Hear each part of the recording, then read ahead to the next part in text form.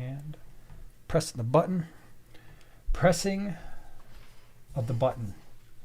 I just pressed the button. And I'm pretty sure that means we're here, you're here, we're all here. Thanks for being here. Thanks for being here on Thanksgiving Eve. This is the official Thanksgiving Eve live stream. That's what we're doing. So I am very happy that we're here. Very happy that you're here. So tonight we're going to be talking fish, answering your questions. I hope you brought a bunch of good ones. And it is true. There will be another giveaway. That's right. Woo-hoo. 2 weeks in a row. Hot dog. And this one's going to be different from last week's. It's definitely going to be different. Do you know why? Why? Because I said so. All That's right, why. cool. So yeah, we'll do that a little bit later. But that's the plan for tonight. We're going to talk fish, answer questions, give stuff away, and basically prepare for tomorrow. And tomorrow it's time to eat. Turkey Day. Now, we must understand something. Thanksgiving meal is probably right there at the very top of my list of favorite meals. Probably. Well, it's that and pizza. Well, yeah. But it's got to be the right type of pizza. Yeah, I know. Blah, blah. Unlike many people, my favorite part of Thanksgiving meal is cranberry sauce. But It has to be the stuff in a can. My dad, too. And basically, you take the whole can, you jiggle it out, and then it's just this big can-shaped jiggling thing of cranberry, whatever that is, and I can polish off the entire can. That is my favorite thing. Do you know that's why every year I have to get 2 cans? 1 can for you, 1 can for my dad. One can for me, 1 can for the other people that are going to be there that won't even be able to finish it. Yeah, it's going to be awesome. Yeah. Bruce says, love the Christmas shirt. Somebody else said, Oink said, Die Hard. That's right. Nakatomi Plaza. Yeah, I know it's Thanksgiving tomorrow, but I figured I've got a number of Christmas shirts I have to wear between now and then. Heck yeah. So in order to get them all in on the live streams, I have to start a little bit early, okay? So I'm not typically somebody who starts Christmas before Thanksgiving, but somebody over here already put the tree up, at least the tree without the decorations. Did? Yeah. Well, it's got lights on. Yeah, I'm actually really glad you did that because you did the part that I really don't like, and that is the actual physical labor of setting up the tree. I like just to put the decorations on. That's where I come in useful. So, in theory, I come in You have useful. some weird decorations. I do. So, you know what? I don't want to say what the star of the Christmas decorations are. Maybe that's one we just have to post on Instagram. Oh, yeah, that would be fun. Yeah, so after it goes up, you can be looking for that on Instagram. Talking about them. Primetime_aquatics. It's I'll show you my absolute favorite. It's a tradition. It has been on our Christmas tree ever since we've met. It was on Christmas trees even before you. So it's that cool. Lucky tree. I know. So anyway, glad you're here. Things coming up, things we did video-wise. Last Sunday, you and I did the video. Finally, we were in a video together, and it's been a little while. Yeah. It's very weird having you stand next to me in a video. But we did top 5 centerpiece fish for a 10-gallon tank. So if you have a 10-gallon, you want to like, hey man, what's going to be my star of the show? Check it out. That will be for you. Today, are we in a 10-gallon theme? Are we in a 10-gallon? Did you notice that? I just noticed it as I was talking. What did you do today on the small scape? Favorite plants for a 10-gallon. Favorite plants for a 10-gallon. And then you also did 3? Is that true? I did, kind of 3. Okay, kind of 3. Mm-hmm. So there's that. There is that. I have my special mug, too, right here. Oh, and it's Christmas themed. How nice. It is. I know. It matches my shirt. I did that on purpose. Nice. Tomorrow, members, we're going to talk about some stuff that's going on in the fish room and how I dealt with the stuff because it will be a learning opportunity for all of us. And then let's see here. Sunday, we have a video coming out, or I have a video coming out. Don't know which one I'm going to do just yet, but Sunday will be the day. So that's that. And then coming up, where we're going to be in the face of the world, we have a GCCA swap at the Hilton in, where is that, Northbrook? Northbrook. And that's on the 4th, Sunday the 4th. And then the week after that, on the Saturday, the 10th, is the Greenwater swap already. And that's back, it's a Saturday at the Zion Lutheran Church in Tinley Park. I like it there. So we got back-to-backs, and we are going to be bringing in we're going to be bringing with some fish that we haven't brought in before, or brought with us before. So I think, It'll be cool. Larry, that's right, man. It's your boy Jason here, just kicking it with your girl Joanna, doing a live stream about fish. No, That's don't right. rope me in on that. No, too bad. It's Don't, already no. happened. Because if it's your boy Jason, I mean, then what are you? It's your boy Jason. That's Joanna. I mean, it just doesn't That's rhyme. fine. It doesn't sound good. Nope, that's okay. No, it's not okay. Tell her it's not okay. Let's see, Eric, thank you so much for the super chat. Gobble, gobble. Happy Thanksgiving, everyone. Well, happy Thanksgiving. Thank you for being here. Hope everybody has a wonderful weekend. I actually got out on the bike today. Got out on the motorcycle, which was nice because it was 55 degrees. Rebecca says, love the peacock gudgeon. I agree Right? with you. So peacock gudgeons are absolutely Cuties. amazing fish. They stay small. Did a species profile. I think maybe that was one of the first 5 videos I ever did was a species profile on the peacock gudgeon. We've bred thousands of those things. I absolutely love those fish. Enrique says, I'm assuming red-tailed sharks be with angels? I don't know if I would do that. Red-tailed sharks, a lot of people, when they get them, when I did the video, I talked about how aggressive they are, and I get a lot of comments, man, mine is wonderful. It just sits there and minds its own business. I'm like, yeah, mine did that too for the first few years, or a couple of years maybe, until a couple things happen. They grow in size, and they get to a point where they become more territorial as they get larger, especially the males. And when you've got a 6+ inch red-tailed shark, even ours was in a 75-gallon, there were only 2 fish the entire time it lived in that 75-gallon that it didn't try to dominate. One was a very large green severn, which wasn't having it. And the other one was a fish called Syncrosis birdmori. It's a loach that kind of snakes its way through, and it's a really, really assertive loach. And that loach was like, yeah, it'll be go time, dude, if you try to touch me. Other than those 2 fish, it would dominate smaller South and Central American cichlids. I had firemouths in that tank, or not firemouths. I had a fish like a firemouth, Thrictes maculopinus was in there. I had more chilled out cichlids like curviceps, and what was the other one that's like that? Not the curviceps, it's more yellow. Nanachromis? I don't remember. But I had all kinds of fish in there, and that fish dominated everything. So I don't know if I would try that with an angelfish. You might be taking a chance with that one. Do you have something you'd like to say? Like to add? Yeah, you ready for another one? Yeah, sure. All right. It's from Salient Aquatics. Howdy. So, Bolivian rams. Does the water have to be perfect, or will they adapt? perfect in terms of water parameters like pH, temperature, all that kind of stuff. Not necessarily. They have a wider range of acceptable water parameters. We have always kept our Bolivian rams, and they lived for years. They bred in this water, and our pH was an 8. It's, again, I say 8 to 8.2. It depends on the tank. GH and KH of around 10 degrees, and we kept them at around 78 degrees, and they did fine. They great color. They, all the fins were. The great thing about Bolivian rams, or all rams really, is a dorsal fin is always erect, and they're always just kind of showing off. And they live long, healthy, happy, very colorful lives in our tanks. So unlike the German blues, which haven't done as well for us, and that's why we don't keep them in our fish room, because they don't like that higher pH, and they have not adjusted well to our water parameters. So when I know that, when I tried something, I'm like, oh, this didn't work. So things like rams, cardinal tetras, otocinclus, those three for sure. You'll probably never see them in our fish room unless we're running RO, because I know they're not going to work. Oink wants to know jellied or whole cranberry sauce. Jellied. Yeah, it's the stuff in the can.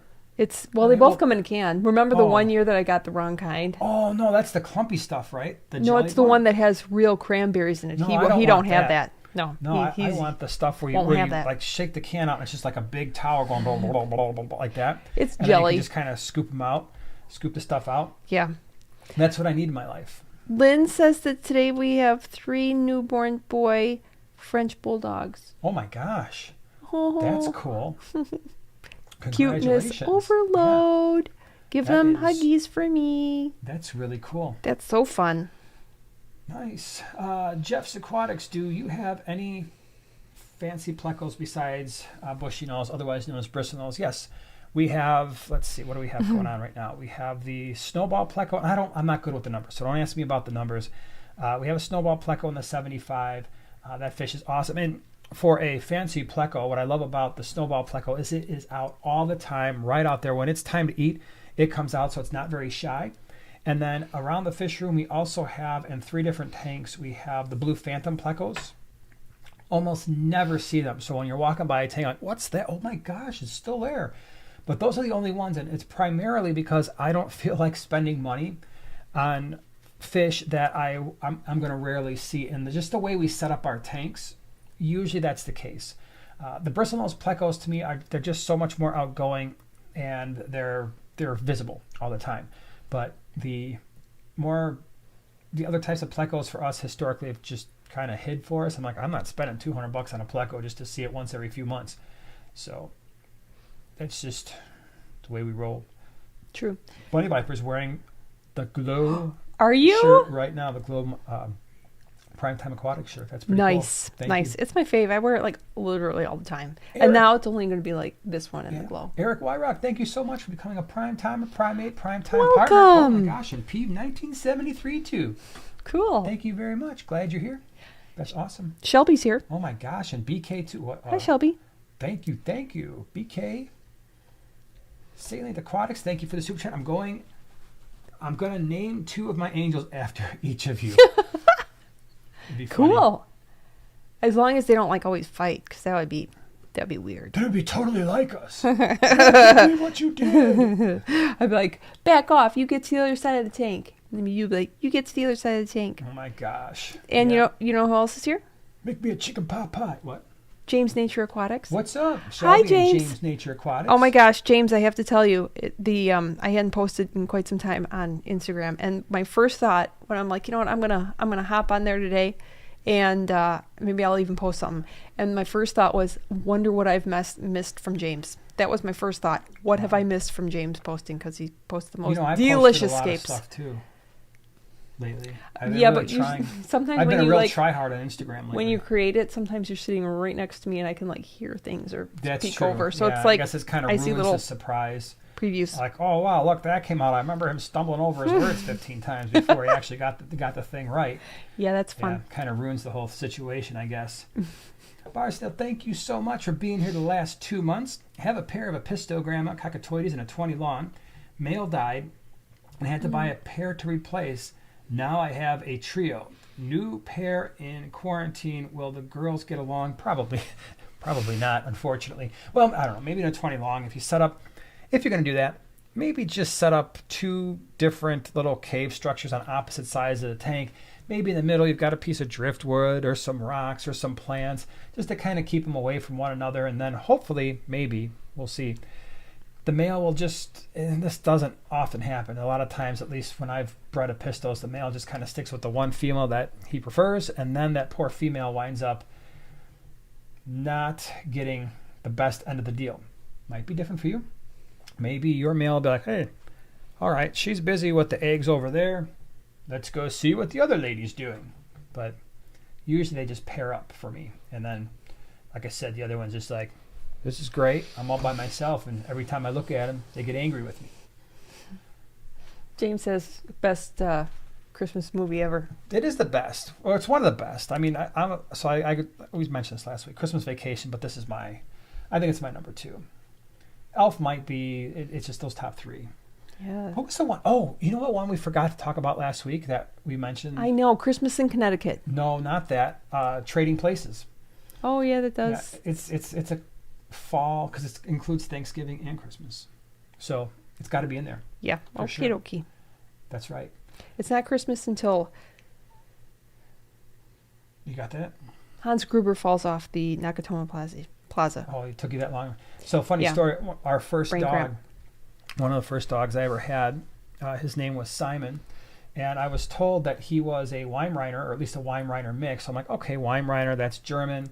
So I named him Simon because he was named after Simon Gruber, Hans Gruber's brother in Die Hard 3. And he turned out not to be a Weimaraner mix. He was a pit bull chow mix, and he was the craziest dog I'd ever had in my life. Matt Aquatics says, funny story, got this mail today. There was a package from Primetime Aquatics for my sister. I know what I'm getting for Christmas. But do you? Did you open the package? Because you don't know. Sometimes we disguise things. Well, sometimes I don't send out that. I send out like just generic items, like Yeah. maybe some paper or something. Some fake outs. Like, hey, send this fake out and then send the real thing to this other address. Yep. BK says, thoughts on 5-banded barbs? Cool fish. Not quite as crazy as the tiger barb. And I like them quite a bit. Keep them in a group. Still keep them if you can. If you've got a large enough tank to keep 8, 10, 12 together, I think you're going to be in pretty decent shape. Did you want to say something? You looked at me like you were about to say some words. Oh my gosh, oink. What? Planes, trains, and automobiles. Yes. Yeah, but that's a Thanksgiving movie. Yeah, I know, but for tomorrow. Oh, and yeah, that's yeah. one of my Yeah. dad's favorite movies. Yep. Oh my gosh, there's some funny parts in Yeah, there. that's a good movie. Whew. Danikin, Aquatics, 19 months. That's really cool. Wow. Hope you have an amazing Thanksgiving. Well, same to you. You Thanks for too. being here the last 19 months. And happy Thanksgiving to everybody.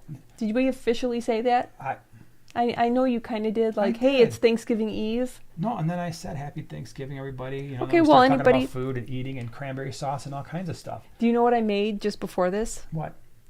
Something smelled. What was it? You don't ever have it. I make it for myself and my sister. it didn't It's smell a good. tradition. It's a Thanksgiving tradition. It is called broccoli goop. And I don't like cooked broccoli. I mean, the smell of it just makes the house smell like It does. skunks or It's something. not good. I But figured that's what it had to be because I'm like, what is that horrible smell? it's broccoli casserole. It is so good. I still get the green bean stuff. You don't even have to chew it. Really, it's like mush. It's like goop. Pete 1973. 1973, that's the year I was born. It's a good year, good number. Looking for a good idea for a 65-gallon as a show fish. Have rasboras, tetras in the tank. So we got tiny fish, and we got a big tank, but tiny fish, right? Because you've got, I'm assuming that rasboras are like green cubitai and chilies and miras and dwarfs and galaxies and emerald dwarfs. So if they're that small, that 10-gallon centerpiece video that we did on Sunday would apply.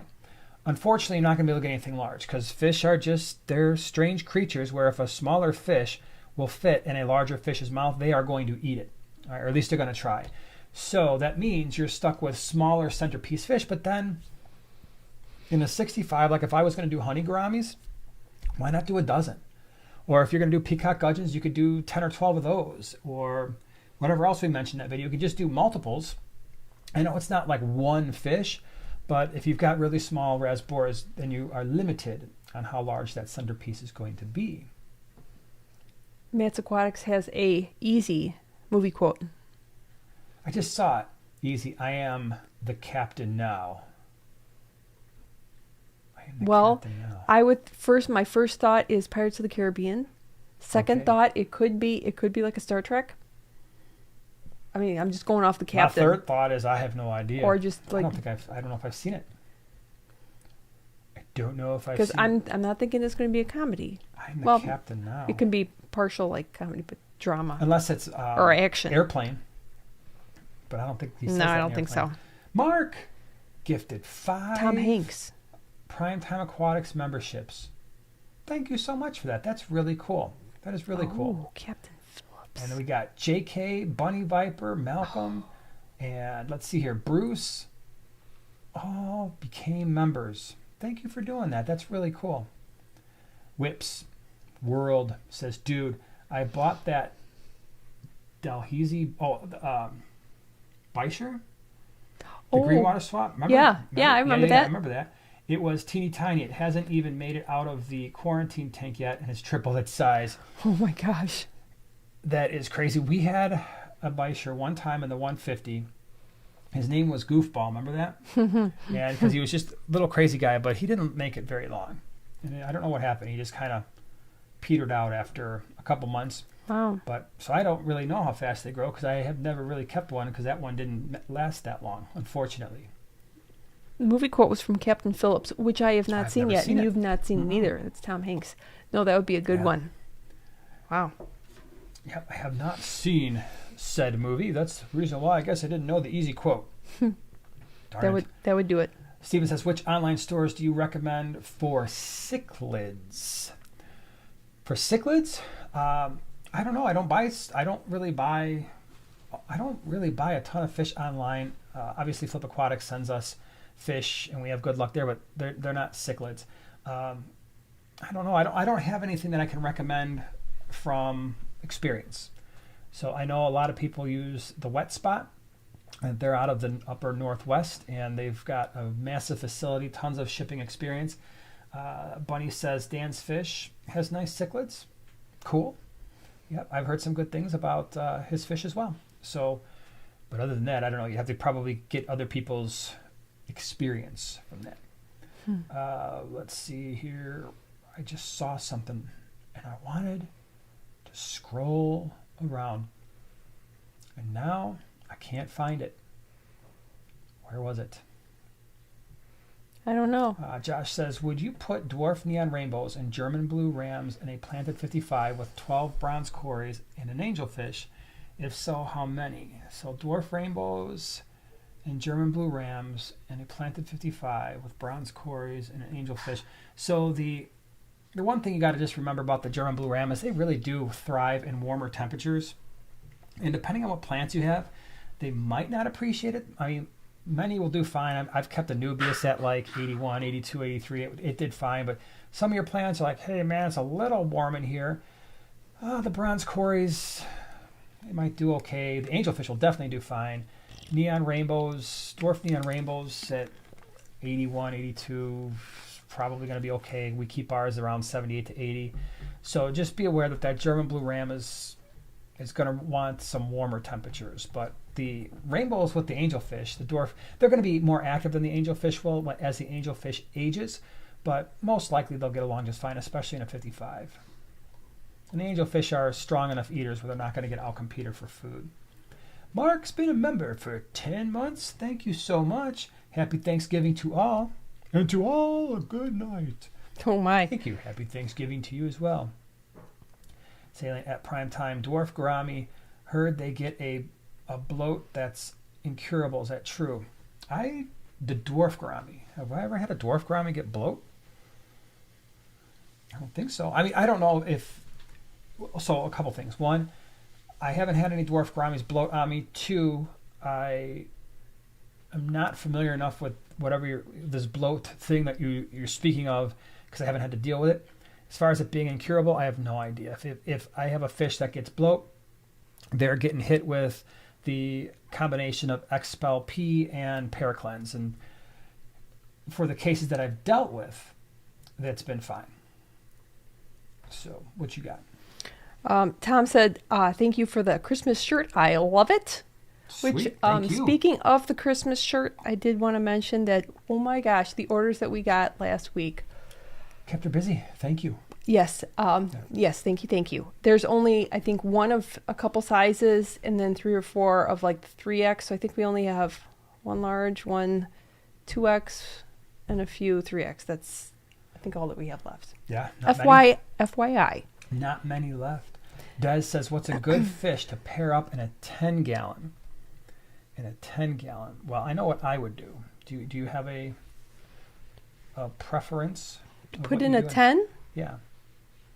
Oh, I think a couple of pea puffers would be really fun. Otherwise, probably embers and a yellow little honey gourami. So you're still stuck on that combo, which is cool. I really am. I really love it. Or so I know what I would do. chilies. I would do the chilies, and I would do the Galaxy Raspberry, otherwise known as the Celestial Pearl Daniel. Really? You wouldn't do the chilies and the kubutai? I could. Well, you could do all three. You could probably do half a dozen of each, and it wouldn't look that crowded. And then do some kind of like a clown pleco for, kind of your scavenger. Eat some food that falls to the bottom, because they will definitely do that, and algae control. Or I definitely put some pygmies in there. Pygmy quarries. Yeah, you could do that. Little tiny pile. I don't know. I don't know what it is with me and pygmies. I'm not as in terms of cory cats, and I know it's not like the same as the other cory cats. Sorry, but I think the other cory cats do so much better job of doing what people typically want from cory cats, and that is something on the bottom, something that's going to eat food that falls to the bottom.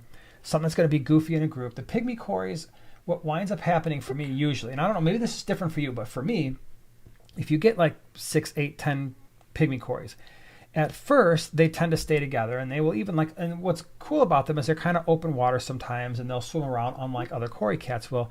But then inevitably what winds up happening is they all just kind of split apart. Like they'll just stay in groups of like 2 or 3, but you'll have like 1 or 2 over here, 2 or 3 over there. But they're never like a big stuck together group. Where the regular cories do that more often. But what do they do? What do you typically see them doing? Just sitting on a plant. Or a rock. Yeah, they're little rock perchers. Yep. They're so cute. Yeah. And that's the reason that I do like them. So there. Or you know what? Some sparkling gourami would be fun in a tent too. Yeah. Yes, it would. Yeah, that would be cool. K Stu says, our royal pleco is getting big. What's the biggest pleco you've had? So I don't keep big plecos. I don't have any commons. I haven't had commons since like the 1980s. That being, so the biggest plecos I wind up usually getting are like the bristlenose. They only get to be about 6 inches because I don't want huge plecos in the tank. However, the royal pleco that you speak of, I was at a wholesaler one time, and I am not kidding you, this thing was like this big, so 14 inches. But it, as you know, royal plecos, it is not how long they are. It is the fact that they look like a couple of softballs stuck together. I mean, they're huge, bulbous fish, if you will. Massive. And so even though the common pleco might get longer, the royal pleco to me is a much larger fish because it gets so tall, so wide-bodied, and it's just so round. So if I had a full-grown royal pleco, I don't think I have a tank right now. The biggest tank we have is a 150, and I don't think a 150, it would look right in a 150. The one I saw at the wholesaler, I'm like, I don't have anywhere to put that because they were, hey man, why don't you grab that thing? I'm like, where am I going to put it?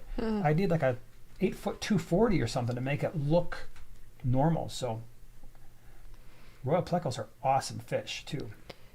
So if it's getting big, you've got a real special fish there for sure. So that in of itself is a centerpiece fish. People don't often think of plecos. I mean, they think of them as really cool and colorful, but something like that, that's a pure centerpiece fish right there. You got it. From Pete, how many redhead geos can I keep in a 75-gallon? You could probably start with a half a dozen and then see what happens. Know that you might, if you do that, you might have to start splitting some apart. I want to say 5 or 6 in a 55, and for the most part, they left each other alone because I had a breeding pair on the left-hand side, and then they didn't like the other ones, and none of the other ones paired up. But I had 5. Sorry, I had a breeding pair, and I think I know what I had was 3 other females, which is why the other ones didn't pair. But the 2 would breed on the left-hand side, and the other 3 would just kind of have like the other half to maybe even almost 2/3 of the tank. And for the most part, they left each other alone. But you just have to be careful if you wind up with 2 breeding pairs. If you've got more than 4 total, you might have to move some around or move some out to a different tank. Great fish, though. Can I get another one? Sure. This is a fun stacking question. It's from the Aristofish. Cool. Do you think a glow rainbow shark would be a good fit for a community tank of 8 mollies, 4 cories, 1 pleco, and 2 black coolie loaches? It does not state the tank size, though. For the most part, I only keep rainbow sharks and red-tailed sharks in semi-aggressive to aggressive tanks. I've had the most success when they are with rather assertive South and Central American cichlids, not cichlids big enough to eat them, but Severum-sized, Firemouth, Jack Dempsey's, even like most Midas cichlids that you see in the aquarium hobby don't get much above 12 inches, even though they're definitely capable of doing so because I've had friends that have had them larger. But that's pretty much what I've done. I've had lots of success keeping them with in my peacock tanks, my peacock hap tanks. So I generally keep them with fairly aggressive fish. I don't keep them in community tanks because generally speaking, they are going to, in that tank, here's my prediction is they would rip apart the mollies first, probably, eventually push the cories, stress the cories out to the point where they might die because they would just, especially at the bottom of the tank, constantly be chasing them around. So red tails and rainbows to me the red tails are a little bit worse and they get a little bit larger. But both of them, they do fine. If you get them in the right environment, they're really cool. But anything community related, I just feel like they're going to cause some problems for you. Maybe not right away, but wait till they get large. Hip Hop Hillbilly got injured and been unable to do water change in a couple weeks. Nitrates are through the roof, but everyone is eating and acting fine. Better to do a big water change or small ones. If your big water change is not going to be changing your pH or water hardness drastically, then just do the big one. The downside to doing the big water changes is one of those things where if your KH is really low and then all that nitrate is building up, so now your pH is dropping over time, and then you do like a 75-80% water change, and all of a sudden you add back in a little bit of KH and you've removed all that nitrate. Now your pH is shooting up from, like, let's say, it was 6.8, now it's a 7.4 or 7.5 or 7.6. That's a little bit stressful, so in that case it might be better to do smaller water changes even on a daily basis. Keep in mind with nitrate poisoning, there's acute and then there is more of a chronic. So the acute, in most studies, like fish are going to die soon if they're exposed to nitrate, would be parts per million could be in the many hundreds, like 3, 4, 5, 600 parts per million. And most of those studies were done in aquatic farms, right? Not with tropical fish. So it might be lower for tropical fish. The chronic is when nitrate is consistently pushing that 40, 50, 60, 70, 80 parts per million, but chronic means for long periods of time. So yeah, it just depends on how much KH you have, and if your pH is stable, then you can do the larger ones. I mean, a lot of guys in our clubs, it's so funny because you read all these things on the internet about water changes. Oh, big water changes are bad. Big water changes are great. And then you get, especially with people who keep lake Tanganyika fish, don't do big water changes or you're going to kill them all. Every lake Tanganyika tank we have gets like 75% because they're so heavily stocked. We got all those shell dwellers, the Cyprichromis, the 125 it's just a mix of all kinds of different lake Tanganyika fish. They're all getting 75%, maybe 80% water changes once a week. We don't lose any fish ever. I've got a buddy who's got, I did a tour of his fish room. His name is Jason as well. I did a fish room tour, and I got to go back there because he's done some really cool things. He's got a very cool automated system. I'm over there one day, and he's like, dude, watch this. This is my water change schedule. He clicks a button on his phone. He changes out the water on these Lake Tanganyika tanks, and there's literally like just enough water for them to swim around and like to be in water, and then boom, fills it back up. Huh. His fish breed like crazy. And it's like everywhere you read on the internet, you can't do that. Well, a lot of people I know do, and they don't have any issues. I'm not saying you can't have issues, but yeah. So that's my long-winded story about water changes. Sorry. Would you like to say water something change now? Wednesday. Yeah, this is from Crystal. I have a new aquarium, got a clown pleco, and it has disappeared. Shocking. Yeah. Wanted to know if it maybe died. Probably not. You have a clown pleco, and every once in a while you will spot that and just feel really lucky and blessed that day that you got to see your clown pleco. Yeah, no jokes, man. No joking. Clown plecos are definitely one of the most elusive, hidingest fish. That's my word. Oh yeah. Here's your word of the day. If you want to sound intelligent, they're the hidiest fish I have. They do hide a lot. I have a female clown pleco at least I think I still do, in the 75 gallon with the albino heckelei, and it's been in that 75 gallon, so it's probably the fish that has resided in that tank, by far the longest at this point. I remember not seeing that fish for 6 months, completely forgot that I had even put it in there. This was years ago. All of a sudden, it's just sitting there one day. I'm like, the heck is that? I'm like, what fish is that? I'm like, oh my gosh, it's that clown pleco. And then it would be out for like a week or two, and then boom, it would hide. And it was like, oh, something scared it. Probably, someone going in there with a gravel vac, freaked it out. It's like, all right, I'm done. I'm not coming out here anymore. And they'll come out at night. They'll do their algae searching, scraping. So if you've got a tank that doesn't have a lot of algae buildup, the fish is still, plecos in general are going to need to be fed, and they often feel most comfortable feeding at night. And so it might not be a bad idea to put a little bit of either a kelp flake, kelp wafer, maybe not the whole thing, especially if the clown pleco is small and it's the only pleco in that tank. But when you do that, then just wait till the next morning. If it's still there, well, then maybe cut back on that. But if it's gone, most likely it was your clown pleco, or if you got loaches in there, they'll eat it too. But yeah, good luck. You might go months and not see that fish, and all of a sudden be like, oh my gosh, there it is. And you'll look at it and it'll see you like, oh, bye. Right back under the log it goes. We got a lot of clown plecos in our fish room, and I very rarely ever see them. Mary Beth named her bumblebee catfish Bigfoot. That's funny. I love that. Did you know that we too have a bumblebee catfish? This is another one I forgot we had. I saw it last night. Where? So, do you remember we had a bumblebee catfish, right? The little guy. Vaguely. It was in a 10-gallon quarantine tank. I have no idea why. I think maybe I got some for a swap. We had one left over, and I chucked it in the 55-gallon Mbuna tank with the slow sai and the rusty cichlids. Because at this point, it was fairly large, and bumblebee cats are fairly assertive, even though they're smaller. I saw the thing the other day. He's just kind of chilling out. He's like swimming around when it was time to eat, but that's another one. I never see him. How funny. And he was out chilling with the Mbuna. Yeah, that's another combination that some would say, are you serious, bro? Yeah, it did fine. Marcel, thank you so much for the super chat. Follow-up question on the Pistococcotoides into trio conundrum. If I put the odd female out in a community tank with my ember tetras, pygmy cories, will she be okay? Will they need to be in pairs? No, she'll be fine. She will be fine. I've had individual, it's just one of those things where you get a pair or you get a couple pairs of pistos, and they start getting older and some start dying out on you, and you wind up with one or two that live a really, really long time, and they just live the rest of their life by themselves and they're fine. Leslie says, I see my clown plecos twice a month. You're doing pretty good. You twice are. Twice a month, that's... Your clown pleco loves you. The Aristofish clarified that the community tank is a 20-gallon long. And what was that for, the rainbow?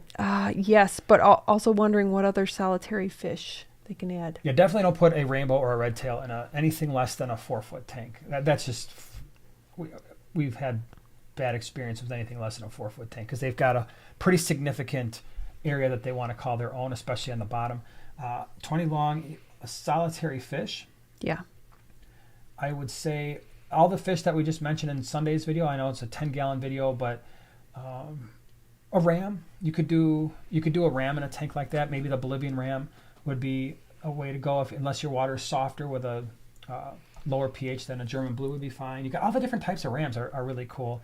What was the fish that we were talking about last week? And I'm like, oh, the checkerboard cichlid. Yeah. That's another one. Yummy. And we've got a big group of these things that have been sitting on the side because they're going to be featured at some point in the near future. And we always forget to mention them as a smaller dwarf cichlid. That's absolutely phenomenal. If you want to see what a checkerboard cichlid looks like, well, you can look it up on Google. But if you want to see a video, I did a video of Mario's Fish Room.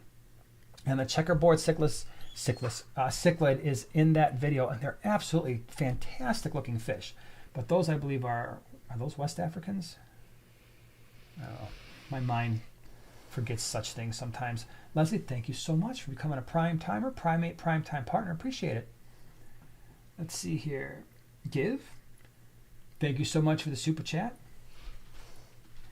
Do you know why fish keep scratching? I've dosed methylene blue for about a day, and my loach and cories are rapidly scratching themselves. So there could be a couple. That's a great question, by the way. I really appreciate it. There could be a few reasons for that. Reason number one is, and I've done this before, you could, if you do any kind of a water change and you forget to dechlorinate the water, if you've got chlorinated tap water with chlorine or chloramines, I've done this where it's like, hey, you know what? I did a 50% water change, filled it, and then about 20 minutes later, I'm like, oh my gosh, I didn't put the dechlorinator in. So sometimes that chlorine will kind of agitate their gills and their slime coat. So that can be a reason why. The more common reason is some type of a parasite. So you say you've been dosing methylene blue for a day. That's a good start. Methylene blue is the active ingredient in a lot of the ick medications that are out there. It might take more than, so if we're concerned about ick, and that is usually the primary reason. So I guess the question would be, if you're, all right, so we've got, hold on, where was it? Loaches and cories. Are any of these fish on the newer side, like have been added in the last 2 or 3 weeks, or have you added any fish in the tank in the last 2 or 3 weeks? If that is the case, then usually the most common parasite is ick. I did a very, very extensive video on ick. It's a long video. It shows you what to do, why to do it, and gives you all the reasons. But for loaches and cories, where you could easily bump that temperature up to 80, 82 for the time that you're treating. The methylene blue you're using as an ick med, which is fine. Don't add salt to that tank because of the loaches and cories. Or if you did, I wouldn't add more than about 1 tablespoon per 10 gallons. But if it's ick, usually the first thing that happens before you start to see the spots on the actual body and on the fins is it attacks the gills. And so that's often what gets them scratching and flashing and doing that. So those are the 2 primary reasons. Leah says, I'm getting discouraged. What are you getting discouraged about? Oh, here we go. I see it. I saw the question right above. I started breeding glass belly guppies about 6 months ago. That sounds cool. How do I go about selling them? I utilize eBay and have sold a few pairs. This is something I love doing, but am begging. I bet that's it. And I'm getting discouraged.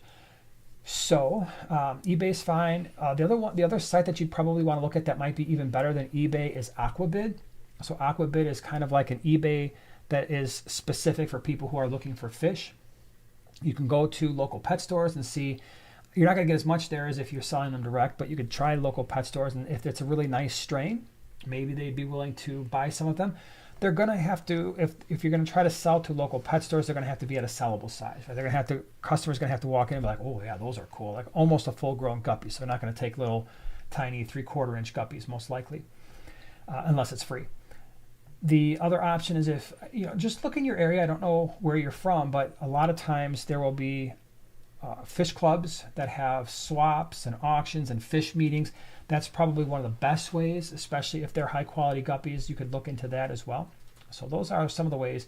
And by the way, I did a video when I did the Breeding Fish for Profit series. The first video I did was why you might want to breed, and I think the second video I did in that series was where to sell the fish. It was one of those videos in this series, and it's a more extensive video. I'll give you some more ideas. MNC wants to know, have you ever thought about keeping mud skippers? I haven't. So cute. Joanna has. They are cute. And what do they eat? I've never kept them. I'm assuming they would probably eat bloodworms and stuff. I don't know. I have no idea. I think that would be so much fun to have something that's both, in the water and on land. And they're just so silly and goofy. And the one thing about mud, and I don't know if you know this, but mud skippers traditionally or primarily they need brackish water, from what I can remember. I know. So then you'd have to deal with that. Have fun. I know. And then Chris Sear also brought up a good point. Does anybody like head and tail light tetras? Heck yeah. It seems like nobody gives them any respect. No, they should get respect. They should. So you put head and tail light tetras in a big group, especially if you've got a blackwater tank. Oh. Pretty cool. It's pretty cool. Whips roll. Member for 2 months. I laugh. If there was something I could do about it, Whip, I would. But remember, he'd been a member for like ever. And then something happened where his membership thing lapsed, and now he had to start over again. That stinks. He's like a rookie. He's a newbie. Thank you so much.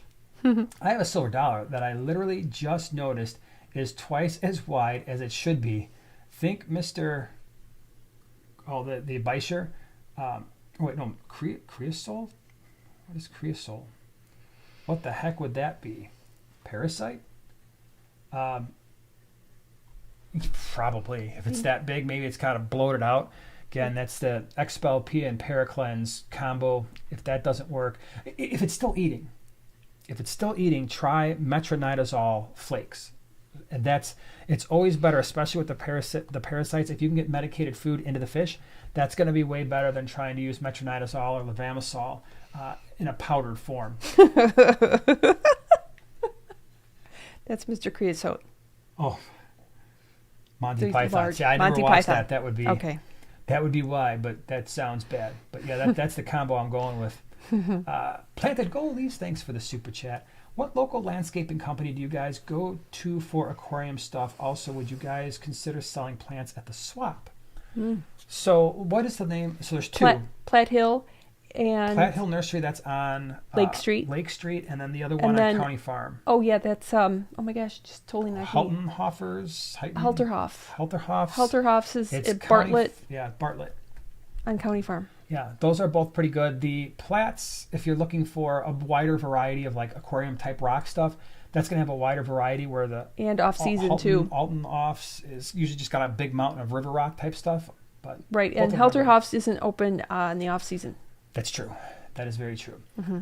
And then Plants of the Swamp, that is something that we are looking at. It's just we have made some changes in the fish room in terms of the number of tanks that we have. So we got up to 80. We actually cut it down to 76, 74. But also in doing that, we switched things around so that Joanna's, what used to be her nano nook, is now a quarantine area. She's taken over a different area of the fish room and has got new tanks kind of set aside. But what that allowed us to do is dedicate more tanks to quarantine and primarily plant quarantine. So it's coming. There will be a time when pretty weird, plants show up at the swap and they'll be available for pre-order and all that stuff. That's the hope. Maybe even I'll have a micro Anubias farm, so then I can bring like a whole tray of them, and the tray will only be like like this big, and there'll be like millions of them. That'd be easy to package. Nobody buy them, but that's okay. I think they'd be adorable. Nobody will even be able to see them. They're like, where are they? Bob, thank you so much for the super chat. Tank lights lose memory settings if power goes off. Worth lights stay on. Won't lights stay on 24/7 if and on vacation and outage happens? Will 24/7 lights affect fish health? That's a great question. So almost all of our at this point, all of our lights are on external timers. So like the timers that you plug into an outlet, then the power strip goes into that, and that's kind of set. So I would probably go that direction as opposed to trying to leave the lights on, because yes, having the lights on 24/7 for an extended period of time does really mess with the fish. You'll see it in terms of them eating less, being less active. They just get generally stressed out and confused if the lights are just blaring, not to mention the fact you will have, if you leave those lights on for a few days straight, you're going to have a massive algae farm going on when you get back. Like, oh, wow, this is going to take me days to, get all the green hair algae out and scrape all the glass. And if it's planted, you're going to have all kinds of things going on there. So, to me, it's just easier to buy those things, those timers that plug in are probably like $10-12 at Home Depot or Lowe's. And we've got, at this point, I don't even know, like 10 of them floating around the house. Because like all these guys back here, they are all on timers, or they're all plugged in the same power strip, and that goes into a timer. So and it's just a dial one. It's not an electronic one. That way, if the power goes out, then the worst case, who cares? That timer stopped for however long the power was out, but then it just picks up, and it might not be the exact time that it's supposed to be, but at least the amount of time remains the same. Salient, thank you so much for becoming a prime time or prime mate, prime time partner. Appreciate it. Thanks for being here. Cool. Bunny says, how about diamond tetras with South American cichlids like geos, or B with neons? Definitely. Yep, diamond tetras are really cool. I would do that with geos. Mm-hmm. That'd be cool. Yeah, that'd be a great mix. Yep. They'd be pretty. Delta Charlie, Dynaflow filter in the background. Yeah, we showed that bad boy off last week. That thing in the box, brand new. It's never been used. I don't think it's ever seen a drop of water. And it never will. It's always going to be new in the box for us. Probably electrocute myself if I try to set it up. Guess what time it is? Flood the floor. Is it time for the giveaway? Yes. Right, okay. Almost forgot about that. So, apparently, Joanna says it's time for the giveaway. We got one winner is going to win two separate things today. Today's giveaway is sponsored by Flip Aquatics. Flip Aquatics is a... Hold on, let me type it in the chat there. Flip Aquatics is a online retailer, and he sells all kinds of cool stuff. Things like, definitely, they got their start with shrimp, and now they're doing all kinds of fish. And every time I go on the website, I see more and more and more fish selection. So it's becoming a very large selection of fish, nano stuff, chemicals, all kinds of things. So they have supplied us with some things to give away to you, because that's what we want to do now. A couple things here is, one, you have to live in the connected continental United States, the 48 states, because we can't ship out of the country. And two, let me show you what we got going on. So first thing, thingy number one, we have these. We have kelp wafers. This is good stuff. So this is from Northfin. For those of you who've been watching the channel for a while, you know this is what we feed our fish, exclusively Northfin branded foods, unless it's live baby brine. But yeah, it's Northfin. And I did a video about these in particular because what's so important is a lot of times when you feed your fish algae wafers, they say algae wafer, and you got this little green disc and you throw it in the tank, like, I'm doing so good. I fed my fish algae wafers. By the way, you don't have to type in numbers yet because you don't know what the range is going to be, and I haven't said go yet, so you can wait. So there's a lot of 47 and a 47 and a half. So the kelp wafers, if you look at the back, I know you're not going to be able to read this, but trust me, the first ingredient is kelp, and it's vegetable, it's actual like algae type matter stuff, plant matter, and that's what you really want.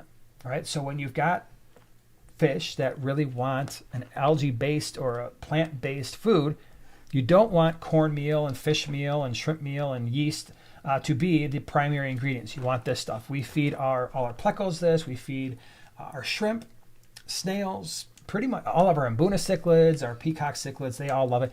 Our Raphael cat eats this stuff. Tinfoil barbs when we had them. Silver dollars love it. All kinds of fish. This is good stuff right here. So that's the first thing. The same winner is going to win this bad boy. This is a bonsai tree. Bonsai? So cute. Is that what we call this? Bonsai tree? Yeah. That's what this is. So this would be really great. You've got a 5-10 gallon tank maybe, right? Mm-hmm. And so this is a really cool little thing. I like it. Look at all the roots. So both of these things came from Flip Aquatics. Appreciate them sponsoring these giveaways because we just get to give stuff to you, and they are going to be on board with us for next year as well. We just kind of work through some of the details, and I am really looking forward to next year because we are going to be doing some stuff next year that is going to go beyond what we did this year. So Rob and I have talked about some cool plans. Exciting. And how we're going to bring more value, cooler things to you more often. So hopefully you'll enjoy that. Now, what we have to do here is we have to pick a number. Between 1 and 20, you can go. The official go button is right there. And the first person that picks the correct number, you're going to be the person. 1 and 20. Between 1 and 20, yeah. And let's see here. Come back here. And make sure you're in live chat. Yep. All right, let me see here. Okay. Stop. Do we have a stop already? Yeah. All right, we can stop. Oh, yeah, that happened fast. So we don't have to type in numbers anymore. You can cease the typing in of the numbers right there. Yeah. So no more need to type in the number. Somebody got it very, very quickly. The number was, go ahead and show the number, and that's Spinster Sister. Spinster Sister, you are Woohoo! the cool kid who won the stuff for today, for this week, and you get the bonsai tree and the kelp wafers. And if you didn't win, don't worry, because we're going to be we've got quite a few more giveaways we're going to do before the end of the year, because both Flip and Fritz Aquatics has sent us stuff that we've still got some stuff left to do here. So it's going to be pretty cool the rest of the year. So here's the deal, Spinster Sister. Here's what you need to do. You are going to hop on the World Wide Web, go to your email, and you're going to send us an email. Here's the email address. It is Primetime Giveaway. Singular, all one word. Primetime Giveaway at yahoo.com. Send us your mailing address and your actual name, because I'm pretty sure your first name isn't Spinster, but your actual name and your mailing address, and we are going to hook this stuff up and get it out in the mail the next, I don't know, bit of time. Yeah. So congratulations. Thanks for playing. That was pretty awesome. Don't worry, if you didn't win, we will have more giveaways coming up with some really cool stuff, I promise. Because I just looked in the big giveaway bin. I'm like, oh yeah, it's going to be a good end to the year. Is it like I hope. Treasure chest? It's a treasure trove. It's a treasure chest of linguistic anomalies. I don't think anybody will get that quote. No. You are a treasure trove of linguistic anomalies. You don't even know? No. Apparently didn't. Do you like the job we did? We did this. Finucci's up. Oh. Finucci sit. Well, there you go. Okay. I get agita. I don't know. I don't know if many people will get that. Finucci sit. Finucci's come. Me get agita. Oh, it's a funny movie. We'll see. Yeah. Yep. Oh, Gabriel's glass box has got it. Ask her. Wow. Someone's got some Nice. good taste in movies. Nice. So if you haven't seen that, see, if you learn nothing else today, if you're like, all right, all the fish information, I didn't learn anything. This sucks. You learn. Go watch the movie Oscar. It's got Sylvester Stallone. It's a clean movie for the most part. I don't think there's any like cuss words or anything like that. And it's just funny. Yeah, it's really fun. It's Cast funny. of Thousands. Yeah. Marissa Tomei. Marissa Tomei. And who's the Tim from Dr. Poole. Are you talking about Yes. Dr. Poole? Tim I don't know Curry. Tim Curry. Yeah. So check it out. You have to. Chris here asks, what year Harley are you giving out? Oh, Can you imagine? if The I was- ultimate it'd be like fish this big. keeper's giveaway. Yeah, that's right. A Harley. Yeah. With fish painted all over it. Ah, little ornament. Yeah. So if you had questions before we started doing the giveaway, write them down again or type them in again, because what winds up happening is I can only go so far back once everybody starts typing in the numbers, and all the comments basically before the number bonanza thing that we just did kind of go away. So yeah. But Sarah Lee said, I just want to say we are going to be first-time fish aquarium owners, and for months I've been Ooh. watching your videos to prepare. I appreciate so much for all the info. Well, thank you. I'm glad you're here. Hopefully we get you in the right direction, set up in the right direction. The most important thing, and I'm sure you probably stumbled upon these videos, was the beginner series that we've done. It was a 5 or 6 part series, and it basically just takes a new fish keeper from, hey, things to consider before you ever bring a tank in the house, which clearly is what you've done. You go through all those things, and then obviously a lot of the water parameters videos, like what is the nitrogen cycle, and ammonia and nitrite, nitrate, pH, water hardness. That's an important thing. The biggest pieces of advice I give new fish keepers is have patience. Patience is so important, because patience allows you to wait for your fish tank to be cycled. It allows you to wait for fish to pass through quarantine, because it's so important once the tank is set up. So the first time you put fish in a tank, that tank itself, the new tank, can serve as the quarantine tank because there was nothing in there before. But once fish are in there, if you get new fish after that, it's just best to set up a smaller quarantine tank with cycled filter media and let those fish stay in there for 4 weeks. I know it's a long time, but if they get out of there happy and healthy after 4 weeks, then when you put them in your existing tank, you're not worried about causing a disease outbreak there. So it's just good fish keeping practices, and it becomes even more important as people get into larger fish tanks or more tanks. When you've got that quarantine tank set aside with its own net and its own siphon and cleaning stuff, it's not going to carry disease over into anything else. Alicia. Oh, Gabriel, you have a dangling participle. Yeah. Nice. That's funny. Yep. Alicia wants to know, what's your favorite shrimp color? I know what mine is. Blue dream. My favorite are the blue dreams. Mine's, do you know mine? You The should. yellows. They're all Fire. They're so So cool. I yellow- just we've wish got- you could we've put them got- together. So of the Neocaridina, we've had the yellows, the oranges, the blues, the cherries, the black. Oh, well, of course, brown, because you don't cull things. They wind up getting brown. So that's 6. And I'm forgetting. You want to hear something crazy? I found in our pumpkin orange shrimp, Yeah. one that is half orange and half white. And I mean, the back half is orange and the front Yeah, I half is saw that white. picture. Yeah. Oh, you saw the picture? Yeah, but there was another really funky one. I wanted don't to know if pull it's him out like- of the Pleco tank. I don't know. He was cool colored. We have a blue dream in one of the quarantine tanks. I have no idea how he got there, but he's the biggest shrimp I've ever seen in my life. He's like Really? a mutant. Really? I thought it was a fish at first. Did he eat 5 of the others? Is he a mega Yeah, shrimp? He's a mega shrimp. He says, thank you for the super chat, by the way. I might have flukes, hoping the meds fix it. Yep. If you've got the flukes, put the meds in. And, I mean, what else are you going to do, right? It's just, as fish keepers, we do the best that we can. And the sad thing is we can do all the research and do the best we can and do everything right. And sometimes it works out, and sometimes, unfortunately, it doesn't. But hopefully you catch it fast enough and everything will be okay. MT Fisher. Best way to handle a lot of solid waste that sits at the bottom of the fish tank. Gravel vac.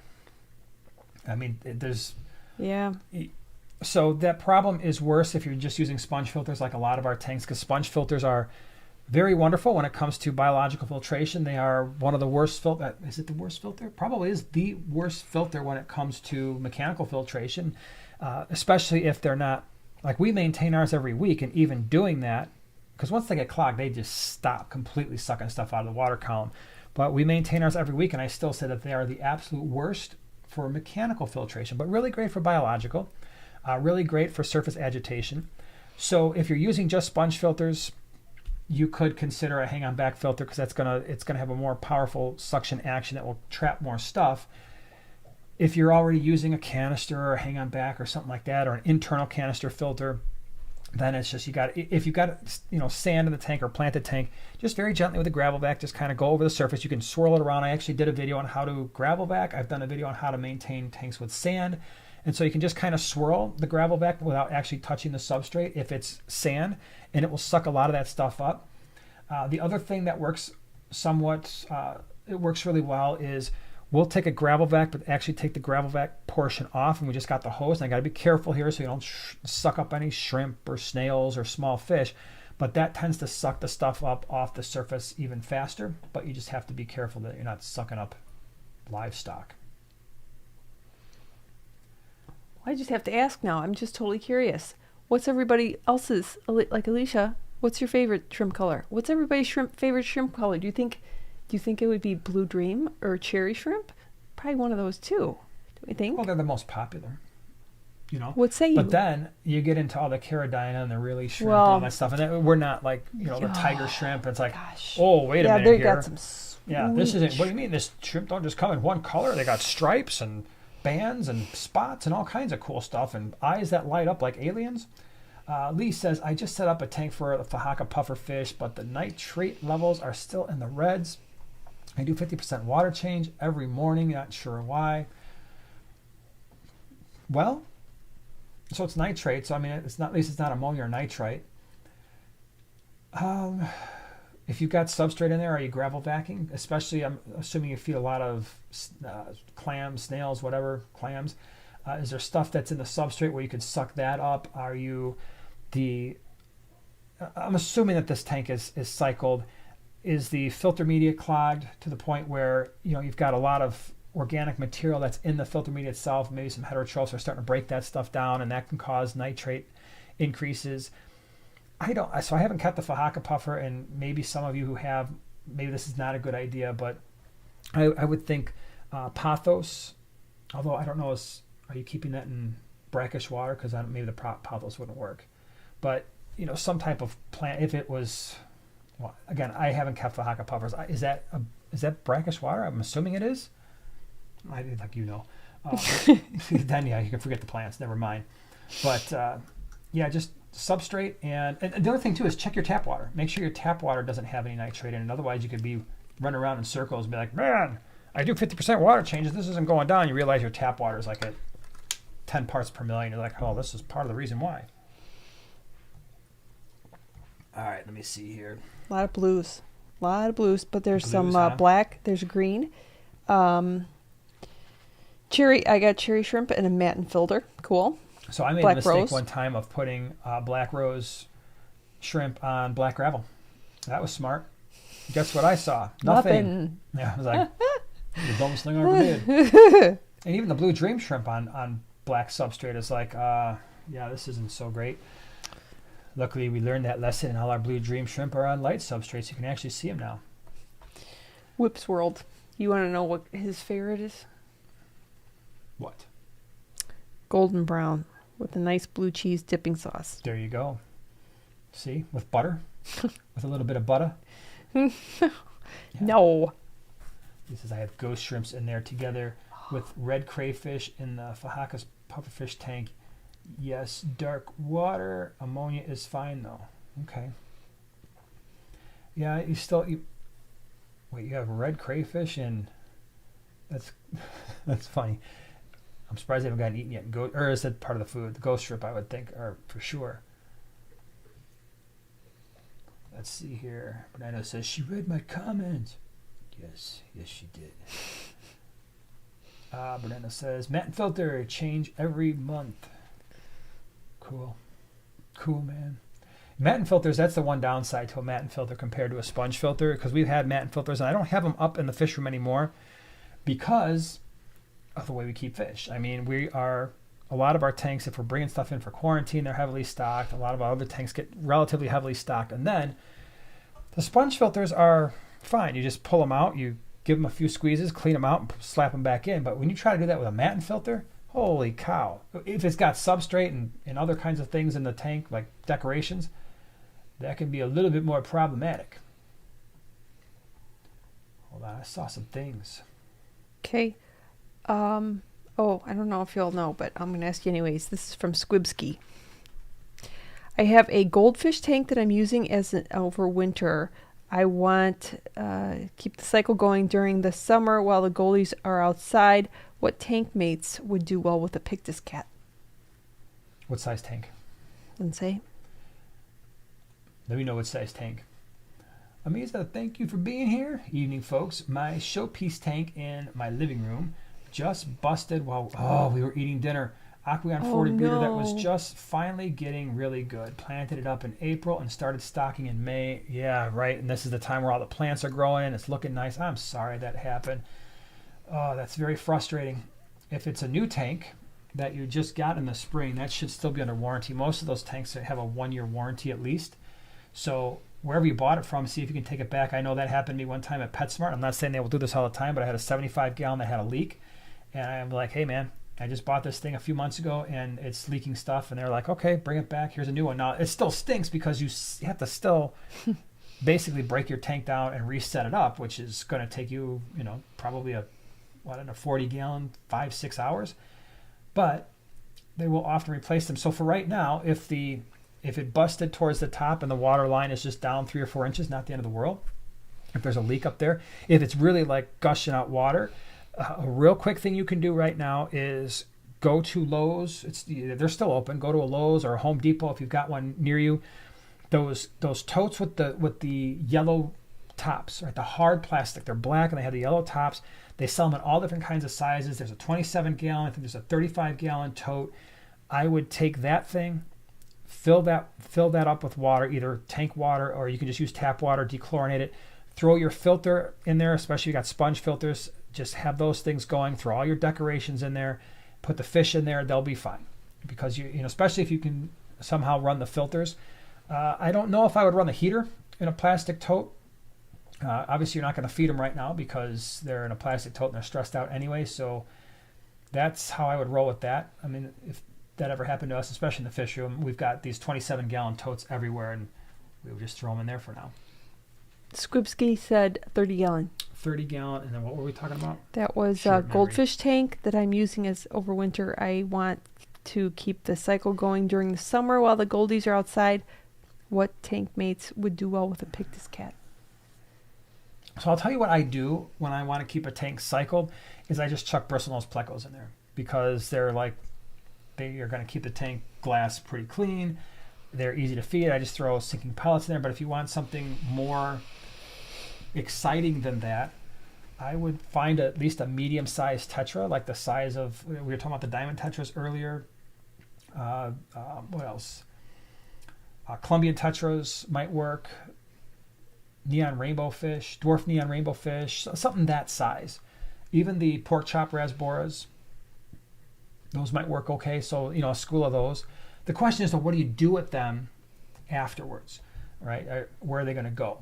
So to me, the easier thing to do, especially if you're talking about all summer, if you're talking about months and months and months, the nice thing about putting plecos in there is they don't typically need a heater, so some of these other fish would. And the other thing too is, would it be easier just to have media in your pond that you can pull out and throw in the tank, and then you'd have cycled media and would have to keep it running. David Turner, thank you so much for becoming a primate. Appreciate that. Let's see here. Desert Fish, been 2 years. That's really cool. Thank you for being here the last 2 years. To all MTS hobbyists, don't stop. I like it. I like the fact that you're encouraging our bad behaviors.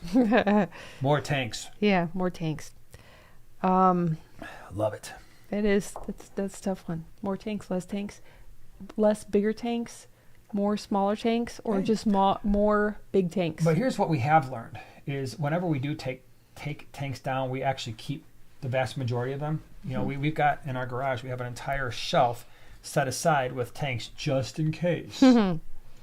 Just in case. Just in case what? I don't know. But you never know. Talix001, thank you so much for the super chat. Is there a safe paint for tanks? Would like to take a model kit Sherman tank and make it look like it has been there since World War II. That's cool. How to make it safe. So it's going in the tank. I think you'd have to seal it with what? Well, actually, and I think somebody even already said it, Krylon, there's a Krylon that you can use, Fusion, I think. And just look or Google it, make sure it's aquarium safe, but I believe that is okay. And keep in mind, polymer clay, once baked, is also aquarium safe. That's true, yeah. But I have never put anything painted in a tank before, at least not anything that I've tried to paint, so I'm not experts on this. It's one of the things, too, I have been wanting to use for a while, the Swiss Tropical sponge filters, because I really like that sponge. But I don't want to put the white PVC that comes out of those filters in our tanks because they stand out too much for me. And I keep telling them, like, get black uplift tubes. If you got black uplift tubes, I would use your filters, but I can't have this big piece of white PVC sticking out. Not that there's anything wrong with that. It's just we have a certain look that we're trying to go for, and I think that would, imagine the background of our videos. You see all these white tubes sticking out everywhere, and they're like, "Well, just paint them." I'm like, "Yeah, I know, but I don't want to." But yeah, that's what they recommend. I think it's the Krylon Fusion Black that they say just paint those things with. But don't quote me on that because I'm just going off of memory. Sometimes my memory ain't so great. You understand? Yes. Whips World. That's actually a good point. Check out Chattanooga Ed. He does some painting for in aquariums. He does. He uses Krylon spray paint. What does he do? Craft Ed. Craft Ed is what he calls it. Really? Yeah. Yeah, I don't know if it's on his YouTube channel or if it's Instagram or what he's doing, but it's called Craft Ed. He's very crafty. He's very He makes crafty. a lot of the homemade handicrafts for a lot of the Aquashella stuff. He made the boards, the bags, the boards, for the bags and everything for the bags game. Yeah. Kat says, any recommendations for shallow tank filtration? Have a 6-gallon long, 8-inch. Yeah, we've got the same tank. We've got a 6-gallon long as well. I did use sponge, so nano sponge filters are almost too tall. So if you go to gemco.com, they have the Hydro Zeros and the Hydro 1s.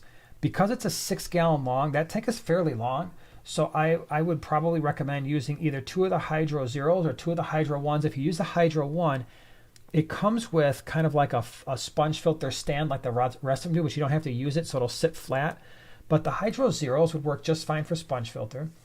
The other thing that you could do in that tank is, again, because it's a long tank, the Forza hang-on back 5 to 15. These are small hang-on back filters, but I would run 2 of them, 1 on each side, because those 6-gallon longs, what are they, like 24 inches at least? Yeah, maybe at least. 30. Yeah, they're I think it's not 24. 30, but no, I think it's 24 inch long tank, right? Yeah. So either the Hydro Zeros from gemco.com, 2 sponge filters, 1 on each side, or if you want to run hang-on backs, you could run 2 of the Aquatop Forza 5 to 15s. I did a video on that filter. You could look that up and see if that fits your needs. And worst case, if any of these, the intakes are too long and they're the type of intake where you have to slide 2 pieces together, you could take a PVC cutter. We have one that you can just get from Home Depot or Lowe's. The PVC cutters is something where it's got a blade and you just kind of squeeze it and it just click, click, click, click, click, and it eventually just cuts the piece of PVC or plastic. A lot of times that will work on the intakes, and then you can just slide the 2 pieces together and shorten them up that way by cutting the part that comes out of the filter a little bit shorter and then slide on the end cap.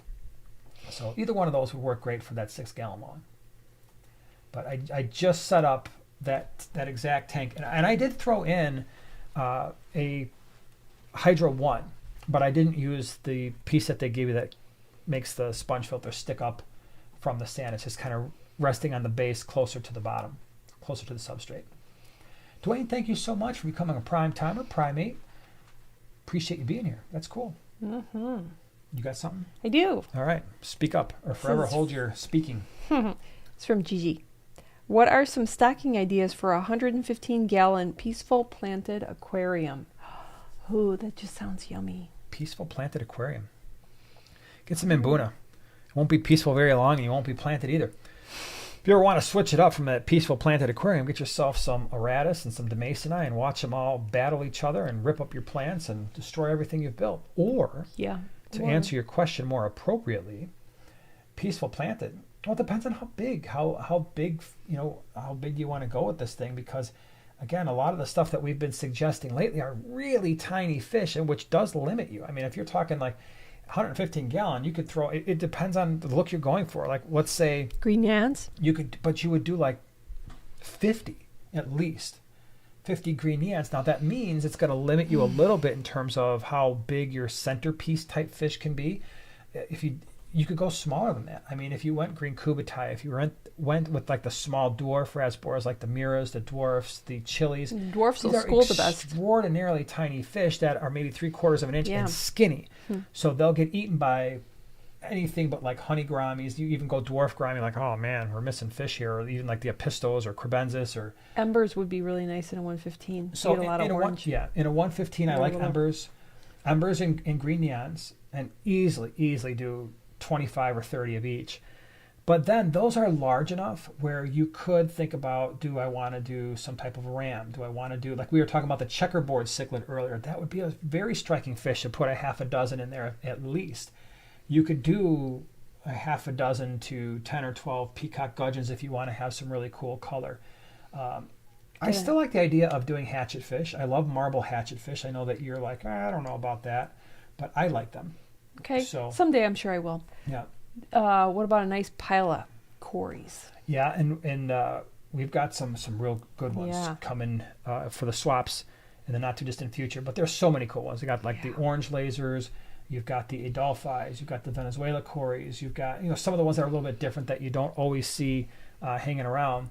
But yeah, there's just so many different options in a 115. It's just a matter of, like, even the honey gouramis. You could do 20 of them in a 115 if you wanted to, and I think it would just look really cool. So yeah, lots of options. What else? You could go bigger. You could do like something like a Congo tetra and do 20 of those, and then maybe some angelfish, something like that. Yeah. Yep. How many, from Buddy Viper, how many neons can go in a 60 tall? How many neons in a 60 tall? Mm-hmm. How many neons? Hold on. Let me do that. Okay, so how many neons in a 20 tall? I would do at least 10. Start there. That's what I would do. Hold on, I'm trying to do something here. All right, there we go. Boom. All right. So, Sean says, Jason, I have used PVC pipes for caves and hides that have used the Krylon Fusion black paint all the time with no problems. Thank you. I really appreciate you sharing your experience there. So, yeah, that's the Krylon Fusion, and yeah, PVC. I know people coat those all the time because, again, they don't necessarily want to see the white color all the time in their tank. All right, let me see here. Let me do the thing here. Hold on. What there we go. Okay, never mind. JM says, is there something you can add to the water to help prevent parasites? So I don't do a lot when it comes to preventing stuff, because I only treat if I see disease. So even in quarantine, I'm watching the fish very, very closely. I'm looking for clamped fins. I'm looking for rapid breathing. I'm looking for odd swimming behaviors. I'm looking for any discoloration, gasping, flashing. So all the things that would indicate disease. The minute I see that, then yes, I am starting some type of med based on what I am seeing. Short of that, I'm really not adding meds, because one of the things we have to consider with the medications, there's two things. One is all chemicals are dangerous at high enough concentrations. In microbiology, when we talk about antibiotics or antiseptics and disinfectants, all medications will eventually be toxic. Even water to a human being, if you drink enough water, that can be potentially toxic. And so we want to be very careful about what that looks like, right, and how much you're taking in. So when it comes to medications like ick meds or salt or anti-parasites, all that kind of stuff, you just have to be careful on how much you're adding. It does stress out fish. Now, if the fish is sick, obviously the stress that it's feeling from the medication is not as detrimental as the problem that it's having at the time.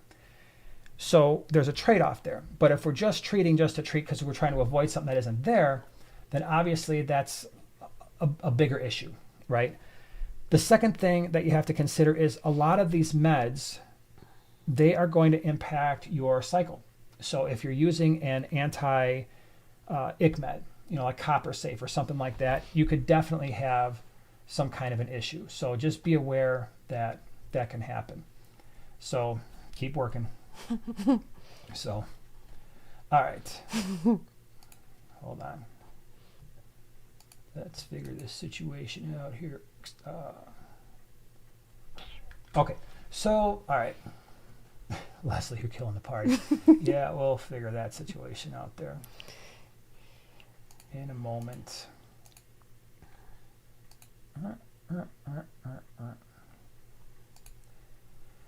All right, let me see what else we got here. We've only got a couple more minutes anyway, and then we'll call it a night. So, hold on, let me scroll up.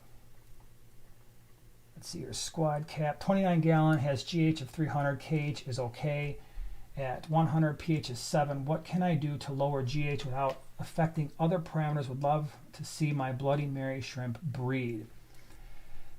300 GH, KH is at 100. Yeah, so the GH is a little bit high. 7 isn't bad. The only way to really do that is RO. So you'd have to add RO water and then remineralize your KH and GH, but that's probably the way you're going to have to do that. All right, let's see here. Do you have any freshwater stingray, Stephen? I do not, because I don't have a tank large enough. So if I were going to keep freshwater stingray, it would be basically 8 or 10 foot long tank by at least, 3 feet wide. That's probably how I would have to roll with that. All right, let me see what else. We'll take a couple more, then we're going to call it a night. Gigi says, the peacock gobies sound like a great idea for a 115 gallon. I have hard water with a pH of 8. Can I put them in with a showpiece betta?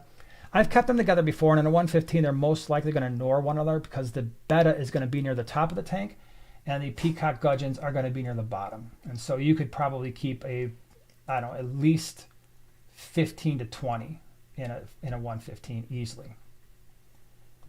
All right. Boink. All right, aquarium hacks. Just join in. Hello, Jason. I was wondering with my multifasciatus, will rams, horn snails, or Malaysian trumpet snails eat the eggs of the cichlid? Had these guys for only 2 weeks. That's a good question. We've had a fair amount of pond snails in some of our multi-tanks. We do have ram's horn or the Malaysian trumpet snails in our tanks as well, and I've never really noticed like a decrease in breeding. It's just not something I've noticed, so I don't think so. I mean, could they potentially eat some? But the females are really good about making sure that those shells stay clean, and you'll often see them pick up a snail, spit it out away. Pick up a snail, spit it out. So usually they're pretty good. They're pretty good about making sure that that doesn't happen. Let's see here. Scrolling on down. Lucas says, what are your favorite Cory cats? Which ones have you bred? I'm getting eggs from my black Schultze Corys, and I'm excited. That's cool. So yeah. I've only bred the albinos. I don't breed a lot of the other ones just because it sounds bad. But most of our Corys wind up in community tanks, and when I see the eggs, I very rarely ever pull them in time. So that's the reason why I don't breed a lot of them. But I did breed the albinos just because there were so many eggs one day. I'm like, all right, let me go ahead and scoop these bad boys up. And so I did that, but yeah, that's really cool. Usually you have to remove them, right? So remove them out of the tank because they will get eaten by other fish or the cory cats themselves. Throw them in a tumbler. So I would tumble them. Then you see the little babies in the breeder box, they'd go, and I would feed that directly. All right, let me see here. Alicia says, anything other than puffers and loaches that eat pond snails? Oh my gosh. Well, it depends on the size of your tank.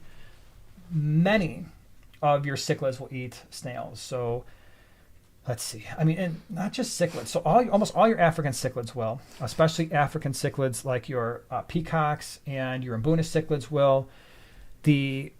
I've had apistos eat snails. I've seen like your curviceps eat snails. What was surprising to me is silver dollars and tinfoil barbs. I used to take huge handfuls, like netfuls of pond snails and ram's horn snails and dump them in my 150. And the silver dollars and the tinfoil barbs went crazy, and bala sharks went crazy for the snails. So that tank was always snail free because of it. But if you got smaller fish, dwarf chain loaches, which stay really, really small. Yeah, a lot of your loaches do, like we talked about already. What else? Assassin snails. I know it's just exchanging one snail for another, but they'll take care of them as well. All right. What? Some of these comments are just really funny. Whips World says, all right, this question has to be asked. I know it's a bit of a hot topic, but it's the most important topic we will cover today. How much wood could a woodchuck chuck if a woodchuck could chuck wood?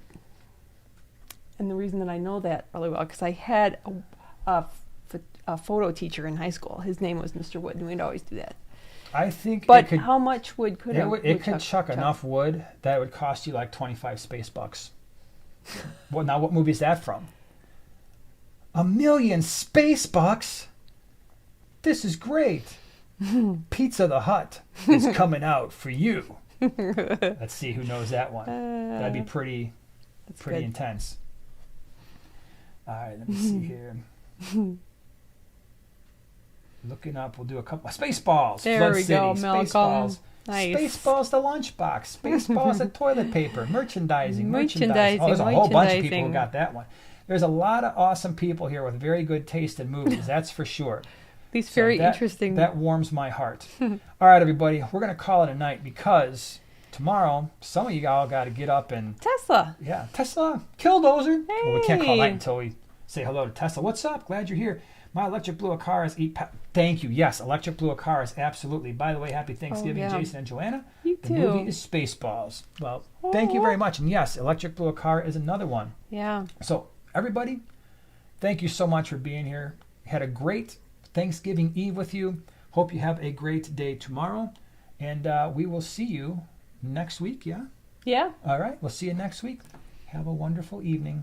Bye. Bye-bye, everybody.